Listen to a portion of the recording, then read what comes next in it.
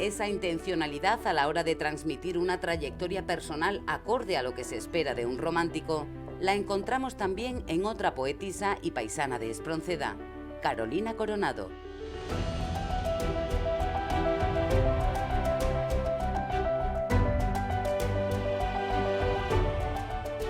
Carolina también manipuló datos de su infancia, retrasando la fecha de su nacimiento. Nació en 1820 y ella dejó correr que nació en el 23.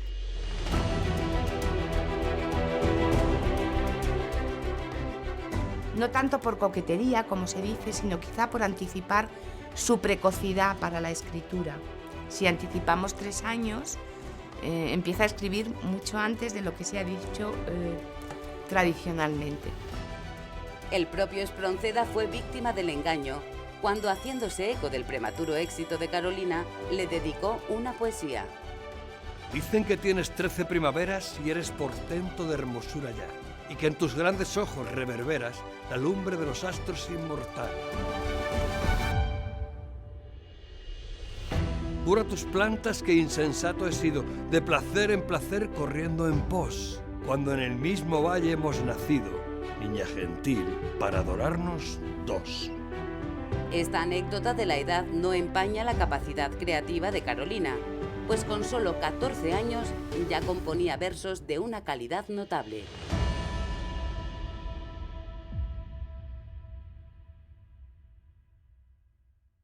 Yo me siento violenta y comprimida, como el niño que hablar quiere y no sabe.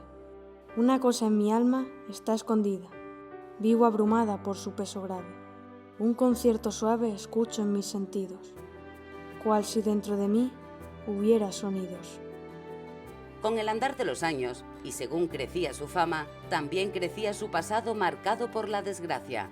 Amores imposibles que morían en el mar y familiares que fueron perseguidos y encarcelados. El que su abuelo paterno sufrió en la cárcel unas terribles torturas debido a su ideología liberal y que murió en ella, o que su padre también estuvo muchos años en la cárcel, que ella con 3 años tuvo que irse de Almendralejo con su familia a Badajoz y sufrir allí el llanto, cuando en realidad su abuelo paterno, Fermín Coronado, él había sido recaudador de impuestos y el problema que tiene no es por sus ideas políticas, sino precisamente por haber defraudado unas cantidades a Hacienda. De su padre podemos decir igual. Nicolás Coronado no está en la cárcel jamás. Ellos viven en Almendralejo hasta 1835, con lo cual la escritora en Almendralejo está hasta los 15 años de edad, con una vida absolutamente serena y sosegada, de manera que ya encontramos la capacidad magistral de alguien de maquillar su propia biografía, que hiciera conducir a esa vida por lo tortuoso, lo difícil, lo turbulento. Otro de los bulos fue la relación entre Espronceda y Carolina. A pesar de las referencias personales entre ellos y de haber nacido los dos en Almendralejo, nunca se conocieron personalmente.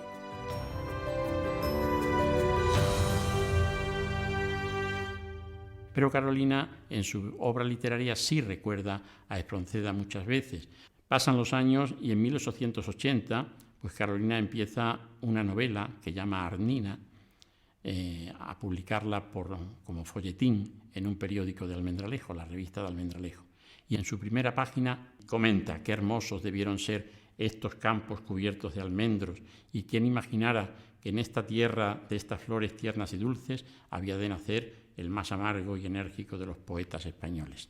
Y cuando en 1902 se constituye una comisión para crear un panteón de los hombres ilustres del siglo XIX en la Sacramental de San Justo de Madrid, Carolina, que ya está en Lisboa, en su retiro lisboeta, escribe también un maravilloso poema llamando a los almendralejenses a que acudan aquel día 25 de mayo de 1902 a Madrid.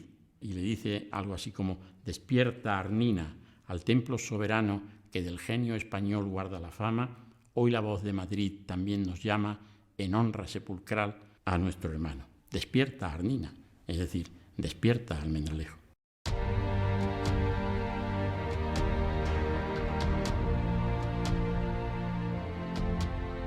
En un mundo controlado casi exclusivamente por los hombres, Carolina Coronado consiguió desarrollar su propia personalidad literaria. Ella quería ser una escritora completa. Quiso ser novelista y lo fue, porque es la primera gran escritor extremeño, porque su obra es de aquí, escrita aquí, sentida aquí, con temas de aquí. Pero a Carolina Coronado la recordamos por su extensa obra poética. Con tan solo 30 años había publicado más de 200 composiciones, muchas reivindicando los derechos de la mujer.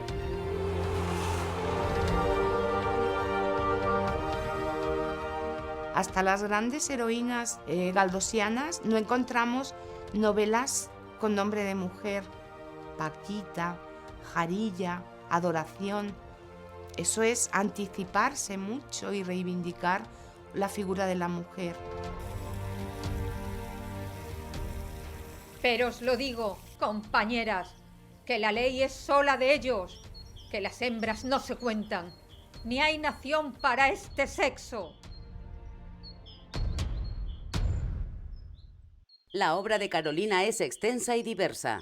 Fue una autora ambiciosa que trabajó todos los estilos literarios. Escribió obras de teatro que llegó incluso a producir y se representaron en Badajoz, Sevilla y Madrid. Y pasaba grandes temporadas en Jarilla y en otros tantos lugares, Alange, etc. Pues el sentimiento de la naturaleza extremeña y de la naturaleza como tal dentro de su obra poética para mí es lo mejor de la autora. Quiso ser periodista y lo consiguió. Primero escribiendo para periódicos extremeños y poco después para los nacionales más importantes. En 1851 fue enviada como corresponsal a cubrir la Exposición Universal de Londres. Y se le encarga que en la exposición haga las crónicas. Pero como ella tenía ese arrojo, decidió que sus crónicas iban a ser especiales y empezó a publicar un epistolario literario, es decir, concebido desde principio a fin como una obra cerrada dirigida a su hermano pequeño Emilio, pero en la que ella iba a dar unas impresiones de su viaje del modo que le pareciera. Mi paseo desde el Tajo al Rin y hasta el Palacio de Cristal londinense va a ser otra cosa. Y entonces crea ese epistolario maravilloso, que es otro género literario practicado por ella, de manera que es una escritora completa. El éxito literario de Carolina Coronado se difunde gracias a sus publicaciones en prensa. Periódicos y semanarios que son adquiridos por la creciente burguesía, cada vez más culta y ávida de lectura. Sobre todo porque la